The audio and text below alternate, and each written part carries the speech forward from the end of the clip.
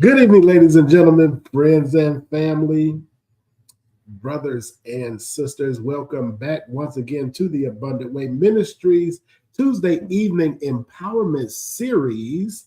My name is Robert Davis, and this is my lovely wife, Melly Boo Davis, in the house. Good evening, everyone. Yeah. All right. Come on in. Come on in. I see somebody's on already. Let's see who that is. Got one comment. Thank you for joining us, you. And we've got somebody on YouTube. Thank you for joining on YouTube. I bet you that's my favorite niece, Mahogany P. Jones. Isn't that your only niece? My favorite. Isn't that your only one? Yeah. Oh. Okay. Okay, so we are in week 3, and I hope you guys have shared this empowerment session, June empowerment session, because we are talking about stewardship. Week 1, for those of you that did not tune in or have not heard the recording, week 1 we talked about stewardship begins with ownership. And the theme of that was, it ain't mine, I'm managing it. So really, God is looking at how you're managing what you already have before the increase comes. That's what this is about. No. What? Oh, you're just talking about. Yeah. Can I do the recap first? Just recap. Thank you. Okay. Hello, Robin. That was Robin on YouTube. Yeah. Oh, wait a minute. We got a lot of people on. Okay. Yes. Yep. We got people joining in. Say good morning. Say good morning. Look. Say good evening. Say I'm here. Raise your hand. Good to see you guys. Everybody's joining on YouTube. Right. We scared of Facebook, right? Yeah. For those of you who were not with us last week, we had I don't know. It wasn't us. It wasn't our technical difficulty, but Facebook just crapped out on us. Yeah. But good thing we had YouTube going at the same time. So we advised everybody to switch over to YouTube. Yeah. So if there's anyone on Facebook and if anything happens, please know that you can always find us on YouTube. All right. All right. So week 1 was stewardship of ownership. It ain't mine. I'm managing it. Hey, Daddy. Week 2, we went from stewardship of ownership to stewardship of time and priorities, which was really, really, really, really important, because it said, show me your calendar and I'll show you your priorities. There you go. What are you putting ahead of what you're supposed to be doing? What is taking up your time? And I'm not going to say what, but what and who is a priority over your own priority. But you know what? I think a big point to make is many of us don't have a calendar. Right. So every day we're just living by the seat of our pants. And that's really the whole gist of that session. Yep, you can have things and people come as distractions, but it don't mean anything. Doesn't mean anything if you never had a plan in the first place, right? So we want to encourage you to get yourself a daily planner. Write your things to do list out, right? Because if, like you said, if I look at your calendar, I can tell where your priorities are. Problem is, if you don't have a calendar, you may not have any priorities. And the flip side to that, because you did put the challenge out there for everyone to write down what they did each day for the week. Right. And you will see what actually was taking up the most of your time. But here's the flip side of it. Some people have calendars that are filled from sun up to sundown. And the other part to this is that busyness does not make you productive. That's right. Oh man, I see people at work's calendar and it's so full because they want to look busy. And some people do it so that you can't ask them to do anything. Because you look at their calendar like, oh, you're just too busy. Let me ask somebody else. Yeah. Yeah. Yeah. So remember that also. Just because you're doing a lot, just because you're staying busy, does not mean you're being productive. So again, you have to look at it both ways. Make a calendar, keep track of what distractions or what other things are taking priority over your progression, over your purpose, and what and who do you need to remove off your calendar so that you can be productive. Okay? All right. So, Robin says she's addicted to scrolling Facebook and Instagram. Oh, you're not the only one. You're not the only one. Mm-mm. I find myself getting caught up in that too sometimes. Mm-hmm. Like a notification, a Facebook notification will come up. It may be somebody's birthday, and you might want to go in there and type "Happy Birthday" real quick. Mm-hmm. And before you know it, you're down the rabbit hole. You're down the rabbit hole. You saw something else, and now you're scrolling, and you're clicking on everybody's reels, and oh my goodness. Yeah, but also too, Robin. Okay, so you take a break and you scroll on Facebook and Instagram. Are you doing that for hours upon hours upon hours? Is it taking away what you had planned to do for the day? Is it truly becoming a distraction? Because if it is, then you may have to take a fast from those social media pages. Mm-hmm. Now, if it's helping your business, if you're making a business post or you're posting marketing, making marketing posts of that nature, then that's fine. But if you're getting sucked in all day, every day, then you're gonna have to take a look at that and be like, nah, I gotta control this. I gotta wean myself off of this, or put yourself on a time limit. I'm not gonna be on here more than 30 minutes to an hour. Okay. All right. So this week we're talking about stewardship of finances and resources. And I know this is going to be his thing here. It says, can God trust you with more? We touched a little bit on this in week 1. Mm-hmm. But so now we're going to dive into it a little deeper, because we always ask God for more. Enlarge my territory. Give me a bigger house. Give me a better car. Give me more money. And God is saying, okay, what are you doing with what you have? I'm not going to bless you with something bigger and you're not managing what you already have. I'm not going to increase your bank account and you can't manage the $50 that you have in your account. Right. I'm not going to give you a better car, and the car that you have, the little Toyota you have, you won't even keep clean. That's true. Right? So now he says, can I trust you with more? So we're talking about finances and resources, right? So when we hear that word finances, we immediately think about money and yeah, and money. The word money raises emotional feelings for a lot of people. Just the thought of it, right? So it begins to cause one to feel one way or another. Some people who have a good handle of it, when they love to get into the conversation about money, right? Other people who don't have a good handle on it, when you start talking about finances, they get quiet. They don't want to talk about their finances, and that's what we're going to address today. That's part of what we're going to address today in this session. Right.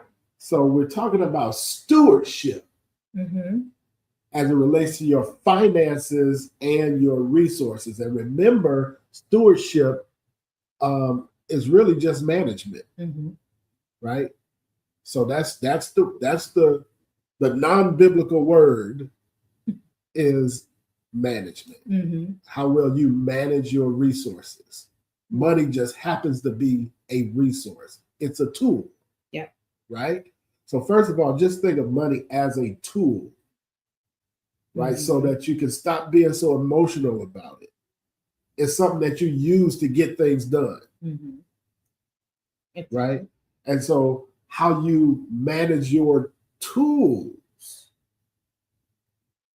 you got to think in terms of how am I managing my tools? How am I taking care of my tools? Mm-hmm. Right? Because if your tools are broken, then it's hard for you to get your job done. Right. All right. Right. So it says money is not just a financial issue. Money is a stewardship issue. So you can have all the money and not manage it properly, not be a good steward over it. So those really can go hand in hand. Or you have no money, right, and you don't have nothing to manage. Right. Right. But either one or the other. So God often uses finances to reveal trust, discipline, priorities, and character. Right. The question isn't how much do I have? The question is how well am I managing what I have? Right. So let's not go past that too quickly. Go ahead. Right? Because you said a few things Mm-hmm. that I think we need to drive home. Right? You said money is not just a financial issue, money is a stewardship issue. Mm-hmm. And that goes back to what I said earlier. Money is a tool, money is a resource, Mm-hmm. right? So the question is, how well are you managing your resource? This one resource called money, right? So that's why we say God often uses finances to reveal something about yourself, Mm-hmm. right? Mm-hmm. So a lot of people who are spiritual or super religious, they think that the topic of money or the subject of money and God shouldn't be in the same context. Mm-hmm. But it is, right? In fact, there is a strong relationship between God and money.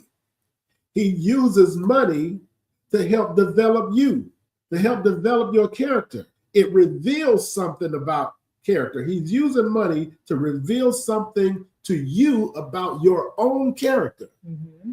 What? Like you said on the list, money reveals trust. Mm-hmm. How you trust God, first of all. Money reveals how you trust God. Mm-hmm. Money reveals how you trust yourself.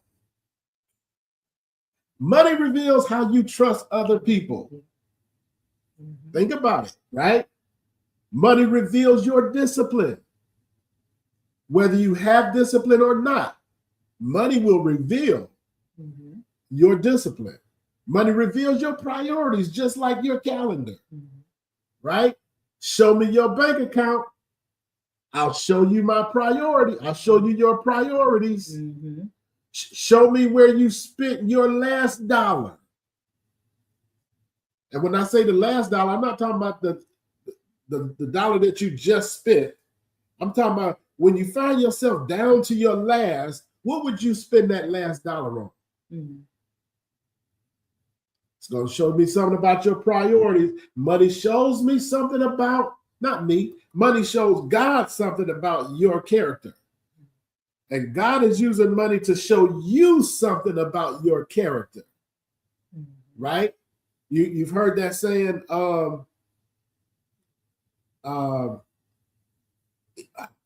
forgot exactly how it goes, but money just exaggerates what your character already is. I know I'm paraphrasing, but if you are a bad person and you get a lot of money, it's just going to magnify who you already are. If you're a good person and you get a windfall of money, it's going to magnify who you already are, right? If you, I know we're going to get to it, if you are a generous person, a giver, and you get a windfall of money, it's going to magnify that. If you have a problem with alcohol, and the only reason you ain't worse off now is because you don't have no money, get some money and see if you don't drink more, right? So it reveals some things about your character. And God is using finances to help reveal these things so that you can make corrections where you need to make them, and you can do more of the good things where you can do better. Right. Okay. So let's dive into it. Our first discussion point says money magnifies what is already in your heart. Yeah, that's what it says. Money does not change people. Money reveals people. Money doesn't change people. It reveals people. It reveals people. Some people believe if I had more money, my problems would disappear. How many of us believe that? If I just had more money, my problems would disappear. Life would be better. Is that true? I need somebody to type it in Facebook or type it on YouTube. Is that a true statement? If I just had more money, all my problems would disappear. I think who said it? Biggie. more money, more problems. Oh, did Biggie say that? He said it, but he might have gotten from somewhere. I think somebody else did that too. That's been around for a long time. Kanye West had. Yeah, a lot of people have quoted that, and that saying has been around for a long time. And we've heard a lot of our hip hop artists say it. I know Biggie said more money, more problems. Yeah, that's true. That can be true, right? But it's not the money that's creating the problems, right? It's just magnifying the problems that follow you because of something that's going on in your life or some flaw in your character. Right. And you touched on, you got ahead, but you touched on about magnifying the existing habit. Right. So if you're generous before increase, you will likely be generous after increase. If you're undisciplined before increase, more money often creates bigger problems. Same as what Dr. Miller said. So God is less concerned about the amount. Right. He's concerned about the management. Right. It doesn't matter about the amount. Right. But how are you managing? It can be $1 to $1 million. How are you managing that $1? Can I give a good example? Okay, so here's a good example of why in one person's life the statement more money, more problems is true. And in another person's life, the statement more money, more problems is not necessarily true. In the context of taxes, income taxes, right? If you are not in the habit of paying your taxes, or even know how to pay your taxes, or calculate your taxes, when you get a windfall of money, you're about to have a windfall of problems because you don't know how to pay your taxes, or you have a problem with paying taxes, right? But a person who knows how to pay taxes, knows how to calculate the deductions, knows how to take advantage of the tax laws to their benefit, when they get more money, they don't have more problems because they're in the habit of managing their money or managing their taxes, right? Paying their taxes, right? So it's not a problem for them. They were doing it when they had $100, and they're doing the same thing when they have $100 million. They have a process and a system in place so that they know for every dollar that I get, I have to pay taxes. So that at the end of the year, it doesn't come and smack you in the face. We were talking about Ron Isley. Years ago, Ron Isley got in trouble for taxes. Wesley Snipes got in trouble for taxes. So many people who have made this big money who may not have been used to that money, or it may not have been used to managing that money, or have a problem. Wesley Snipes just had a problem with paying tax. He just didn't want to do it, right? So when you get that big movie deal, that blockbuster, it's a hit, or that song is a hit. All of a sudden, the money start rolling in, but you ain't never paid taxes before. So now, more money, more problems. Yep. Absolutely. Or you have the ones where they have their own accountant or people they're supposed to manage their money, right? I don't care who it is. I'm gonna know where every dollar is coming in and it's going out. Right. I don't care who I have hired to look make sure my books stay on top and make sure my taxes are paid. Guess what I'm gonna do?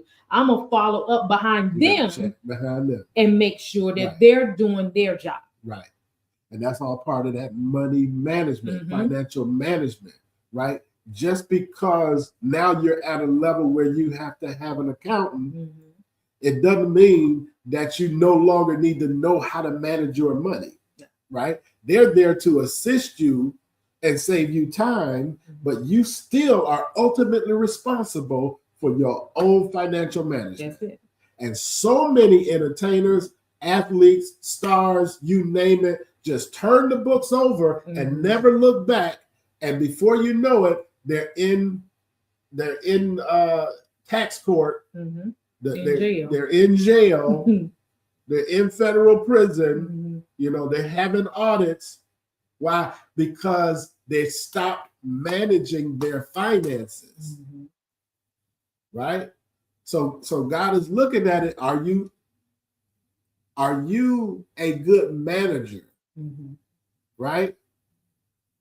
Before I give you all of this money, let me make sure that you have the capacity, the managerial capacity to manage what you keep asking God for.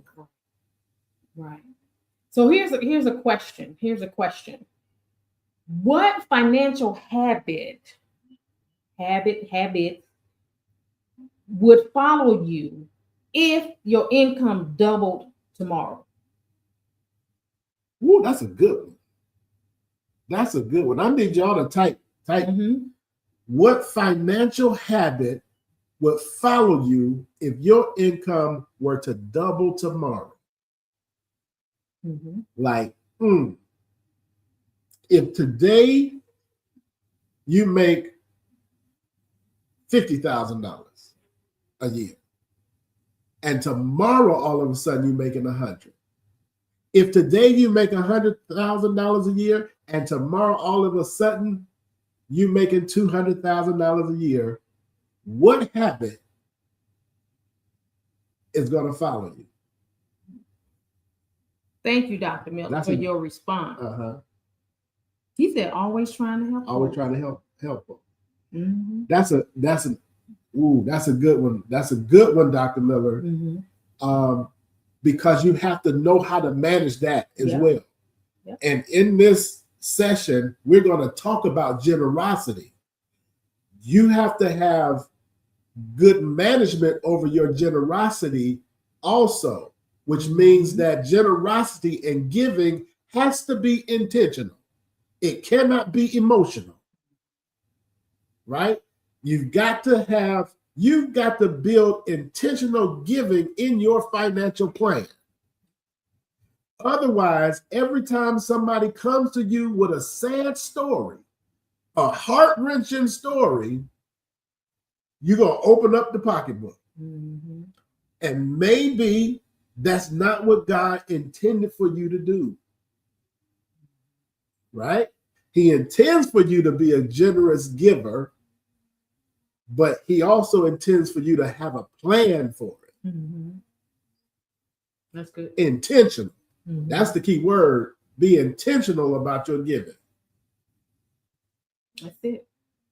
So even though you didn't put a comment, type your comment, think about that. Think about that. That's really, you really have to sit back and look and like, if my income doubled tomorrow,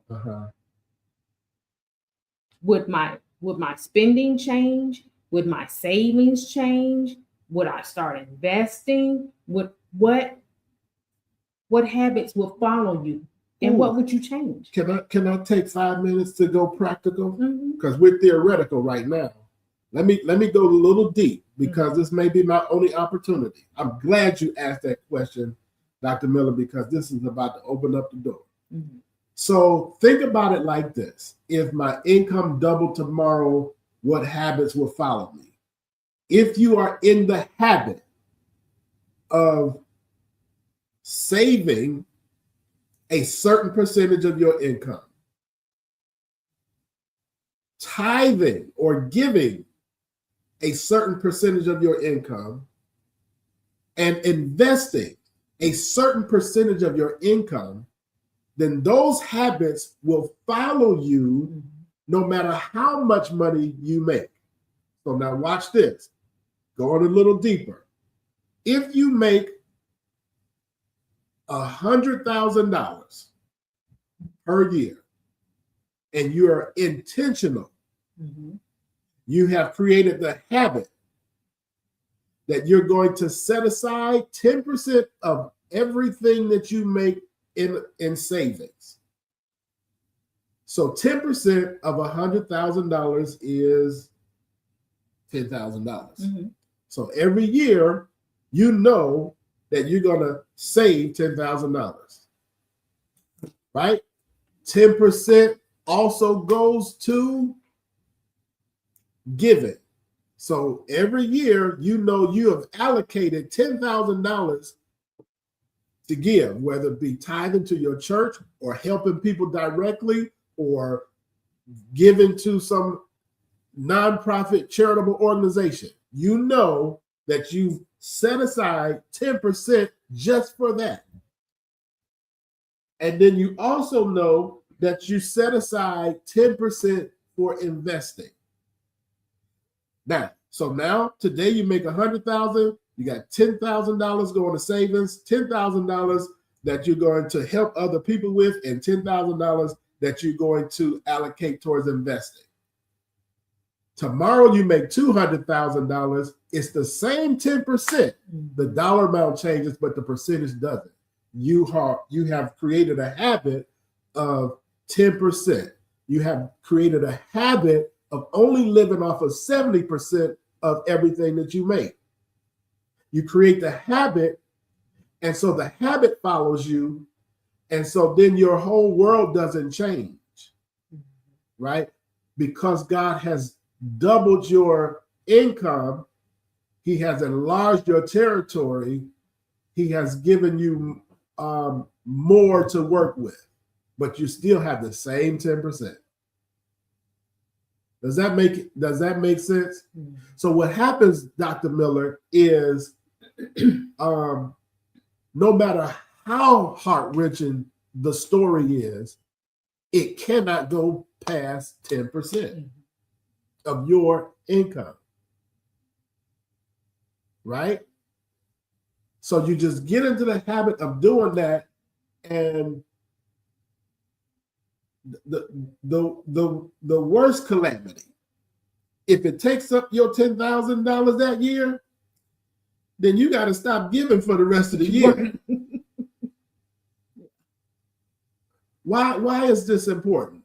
It goes back to the old cliche: when you're on an airplane, in the event of an emergency, when the mask drop down, put the mask on your face first and then help other people. How can you help other people if you can't breathe? If you're not financially strong, how can you help other people with finance with financial issues. So you got to maintain your financial stability in order to be able to help people. And you've got to be intentional about it. Setting that 10% threshold is being intentional. So at the beginning of the year, you already know how much you're going to give. You already know how much you're going to save. You already know how much you're going to invest with. It's not a surprise. It's not a secret. Okay. You know. I said 5 minutes. Oh, is that right? Okay. It been 3. Oh, right. Okay. Okay.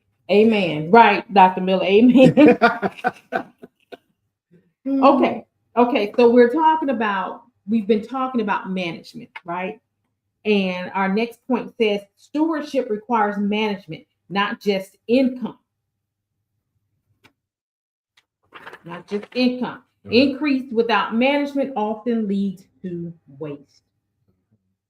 Right? Exactly. And that speaks to what I just talked about, right? So if you get the increase and you don't have proper management, right, then you're not going to know what to do with the increase, right? And so you're going to end up wasting money. Like you spent the money on that very expensive trip, but some of that money should have been going towards investing. So now when you come back from the trip and then you lose your job, you don't have any investments to hold you up until you get a new job, or you didn't put anything in savings. You don't have anything to hold you up until you get back on your feet, right? So you just wasted what God had given you because you didn't have good management in place. Yeah, so you just talked the whole second point without even going through it. Go ahead. So I'll just read through it, right? Just to emphasize what you've already said. Many people focus on earning more, getting promoted, receiving increase, but few focus on budgeting, saving, planning, tracking expenses. A budget is not restriction. Why are we so afraid of budget? I used to hate that word. You know why? Think about it. The word budget, I gotta be on a budget. It make me sound. It make me feel like, dang, I can't do that. But a budget is direction. It's not restriction. It's not restriction. It's direction. When I learned that, it changed my life. I'm serious. I used to think that word budget was the enemy was my enemy, not my friend. Now I know that the word budget is actually my friend, my best friend. Yeah. Right? Oh, yeah. It doesn't mean restriction. What does that mean? Whoa, we on the budget. That's the negative. That's the negative emotion behind budget. When you hear, well, we can't do that because we on the budget. It sounds so limiting. Right. Like I can't live. Right. God, right. We can't go out to dinner. We're on budget. But in your budget, every dollar should have an assignment. Right. So instead of saying, "Oh, we can't go out to dinner because we're on the budget," here's what you do when you manage your money right. You can say, "Guess what? We can go out to dinner because we set that money aside in our budget. Yeah, it's already accounted for. It's already allocated. Yeah, you just have to maintain it. Don't go over. Yep. So here's where it goes wrong. Many people, when they create their budget, especially when they first start off and the money is kind of tight, and most of your expenses takes up most of your money, you get down to this line item called recreation and entertainment. And we say, oh, I don't need to put nothing in there. Yes, you do. You absolutely do. Number one, if you're going to spend money there anyway. Because if you don't have an outlet, you're going to be stressed out, and stress leads to health problems, and you're going to go crazy. You've got to have an outlet, right? Since you know this, you might as well allocate some dollars towards it. Assign it in your budget. Assign some dollar bills to recreation and entertainment. If you do that, then chances are you won't overdo it. Yeah. Right. And so you won't find yourself in a bad situation at the end of the day, at the end of the week, at the end of the month, because you've already allocated a certain amount of money towards dining and entertainment, recreation and entertainment, vacations. Right. Resources without direction eventually disappear. Right. And you don't know. I don't know where all my money went. Where did it all go? I don't know what happened. I had $1,000 in the bank and now I only have $2. Is that your testimony, ladies and gentlemen? Where did it all go? I don't know where it all went. Right. Okay, so that's a lot of people. Yeah. Right. But we got to get a handle on that. Right. Yeah. That's a sign of poor financial and resource management when you say, I don't know where it all goes. Right. Right.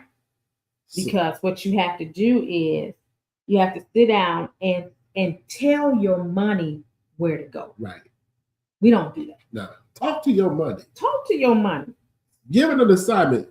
Give it an instruction. Give it a thing to do. Give it a purpose. Yep. You know? Yep. My friend, I know Brian, he laughs today, but they used to talk about me when we were in college because, you know, when we would get together at the frat house, everybody is a word you might not be familiar with called Annie Up. Yeah. Oh, okay, Annie Up. That's when everybody had to put up some money and so we can party that weekend, right? Back then it was little money. It only took $2. That's it. Everybody put in $2, $2. Yeah. But then somebody want to go back to the store. That means another $2. Yeah. And then when I say, nah, man, I ain't got it. And they like, Ron, you got money. I did have money. But the other $2 wasn't for that second trip. The other $2 that I had in my pocket was for something else. They're like, I see the money right there. You got it in your pocket. Yeah, but it's not for that. That money is for something else. You gotta put an assignment on your money. Yep. You see what I'm saying? Yep. Tell it what to do, where to go. And how much. Absolutely. Are we doing that? Are you telling your money where to go? Think about that. That should be a fun assignment. Yeah. Rest of this week, tell your money where to go. Tell where to go. And see what happens. Okay. You talked about this in a good depth earlier. We talked about generosity. And generosity demonstrates trust in God. Right. That's what it does. Generosity demonstrates trust in God. Giving is not about losing. Giving is about trusting. Every act of generosity declares, God is my source. Generous people understand resources are temporary. God is eternal. Okay. When we hold tightly to resources, fear often controls us. When we give freely, faith grows. Generosity shifts our dependence from money to God. Let me talk about it. Go ahead. All right, that's it right there. So that also goes back to what I said earlier about getting into the habit of only living off of 70% of your income, which means 30% has a whole different assignment. Right, 70% has an assignment that's going to handle your living, the cost of living, and your living expenses, and what you do every day, right? But 30% has an assignment: 10 for saving, 10 for investing, 10 for giving, generosity. That's the assignment for 10% of your income, right? So here's what happens when we don't intentionally declare that I am going to be generous, I am going to give, whether it be through tithing or donations or helping people, one-on-one. If you don't declare that outright, up front, when things come up that require you to give, you feel you have a negative emotion because now you feel like it's taken from you. It's taken something from you, right? And so now you've just created a problem with you and God, because God put us on this earth. One of the purposes that God places on this earth is to help one another, right? And so now he's created a situation where he's calling on you to help somebody, and you don't want to do it because you never allocated that money. You spend it on something else. And now when it comes time for you to give, it feels like, let me hold on to this because somebody trying to pull it out of my hands. Yeah. The word says obedience is better than sacrifice. And sometimes that's what it feels like. Right. It's a sacrifice. But if we have the faith in God and we really trust and believe, like, God really want me to do this, even though he knows he already know you don't have it. But he said, do it anyway, because I'm going to put a return on the investment you just made. Right? And he's going to double it. He's going to increase it because you obeyed what he asked you to do. You trusted him in what he asked you to do. Well, here's the thing. You can't give what you don't have. Well, meaning, I'm not saying you don't have it. I'm saying we always look at it, I got $20. This person needs 10. That's half my money. I ain't got it. I need my other $10. So here's where trust in God comes in, right? So that's why subscribing to that system, that process that I described earlier about declaring in your mind that 10%, 10%, 10%, 10% savings, 10% investing, 10% giving. If you declare that in your mind up front, then you know that even if that person asks for 10 of your $20, what's 10% of 20? 20 cents. 10% of $2. $2. Literally, you do have $2 to give. And that's your budget. That's hard. It's hard for the preachers on the call, Dr. Miller, because you know the person needs 10. And that story is hard. The story that they just told you got you crying. But all you have is 20. Would you give them the 2? Would you say, I can't do 10 today, but I can give you these 2? Right? So you may not be able to solve their whole problem, but God is just looking to see if you are obedient to the process. Because he only asked for a 10. Now, can you do more? You absolutely can. But he's going to bless you when he sees that you would at least do the 10. That's why he said, bring all the tithes to the storehouse. Prove me now herewith, saith the Lord of hosts, and see when I open up the windows of heaven and pour you out a blessing that you won't even have room enough to receive. Right? The 10th is what creates the increase. He said, and I will keep back the devourer. You know, I'll protect the 90 if you would just give the 10. Right? Yep, we got big hearts. I get you, Dr. Miller. I want to give the person the shirt off my back. I'm gonna give them everything I have. Are you impressing God, or is that what you're trying to do? Because he just said give 10. Now, guess what? The next time he comes and says he needs $20, because you gave 10% the last time, God done blessed you with 200.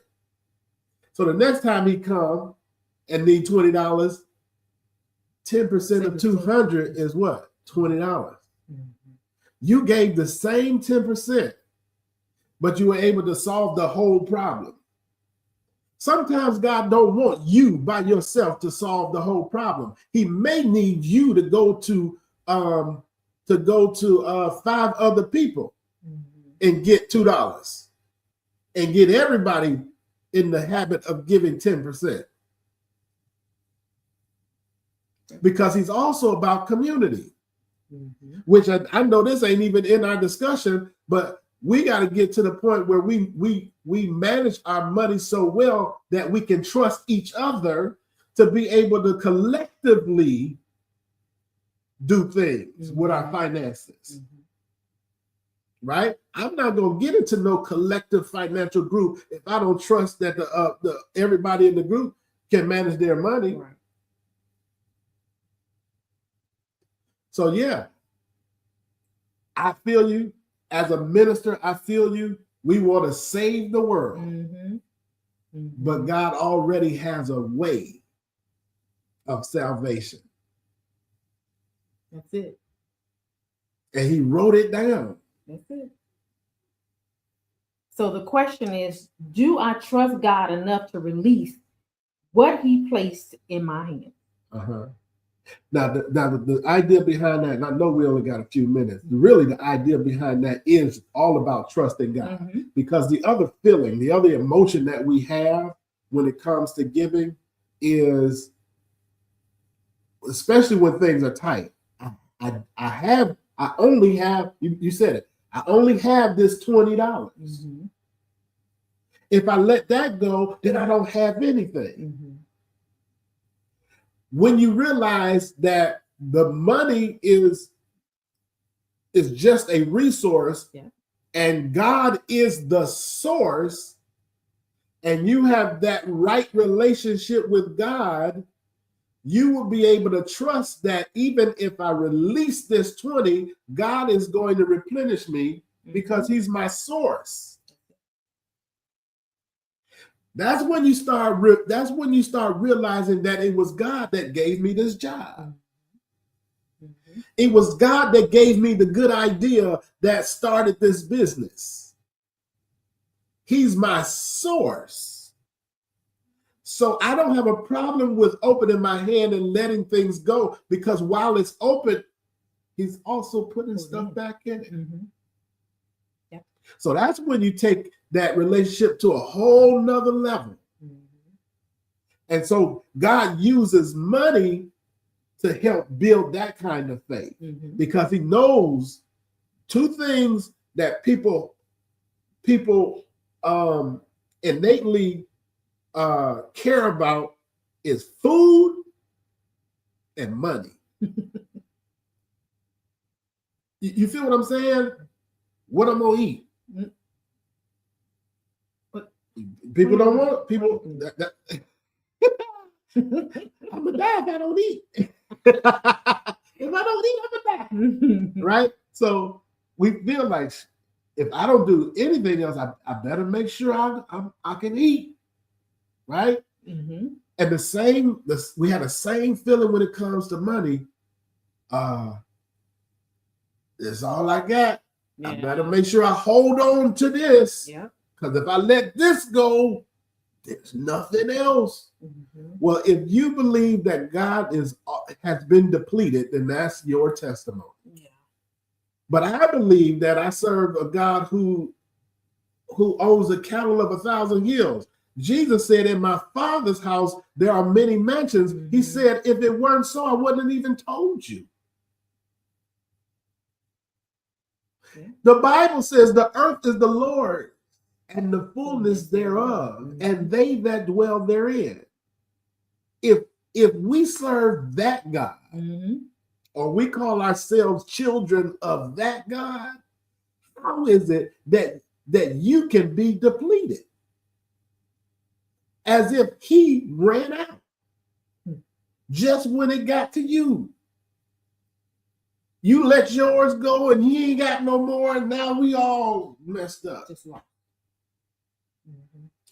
Now, when you have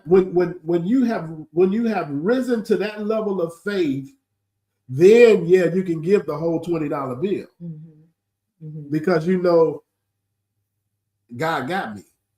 My God shall supply all your need, mm-hmm.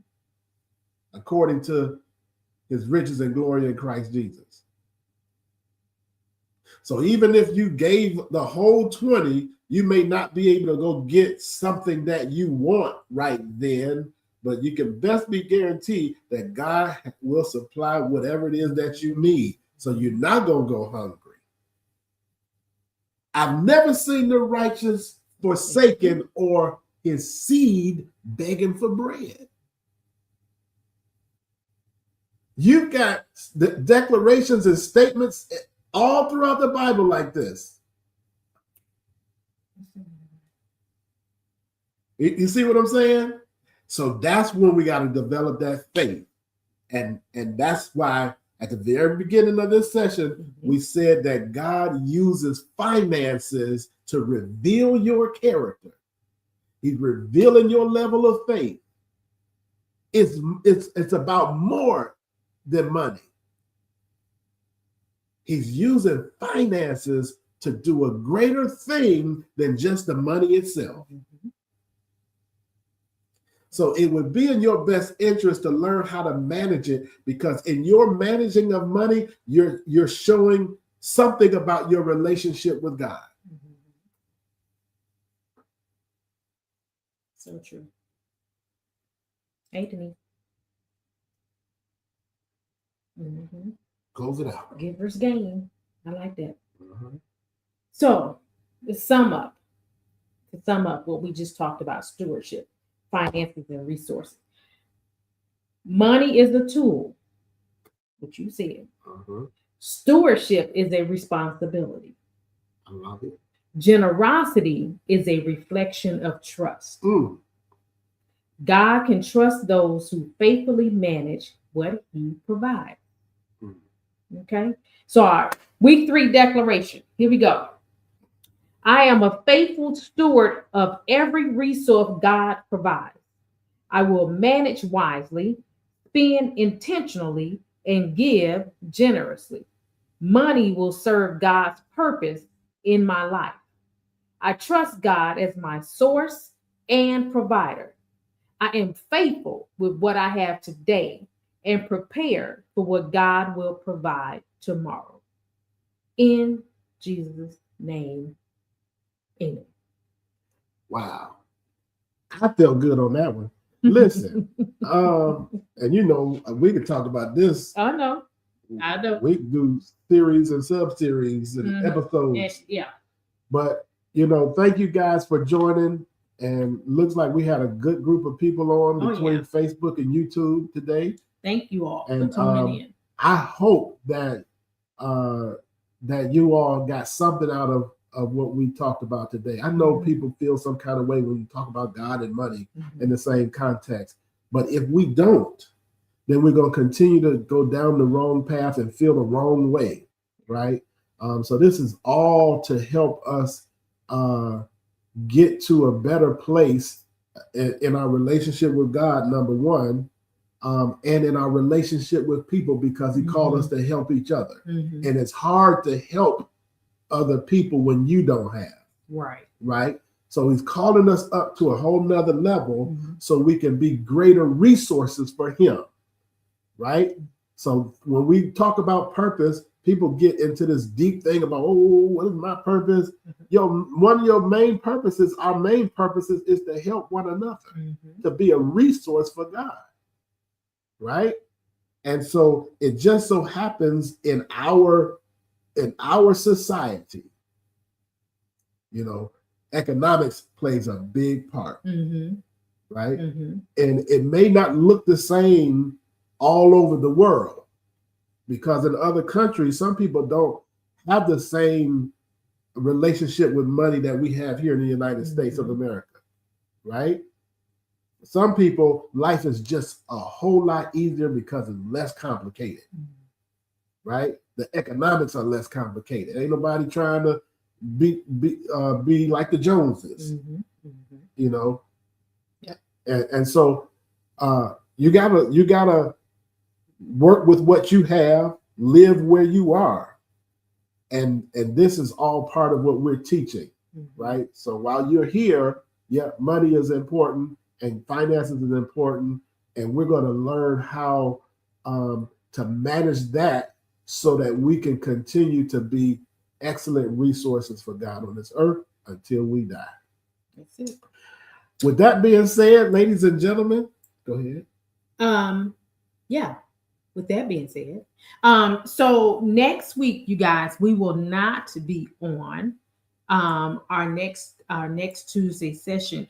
We're gonna be on a cruise.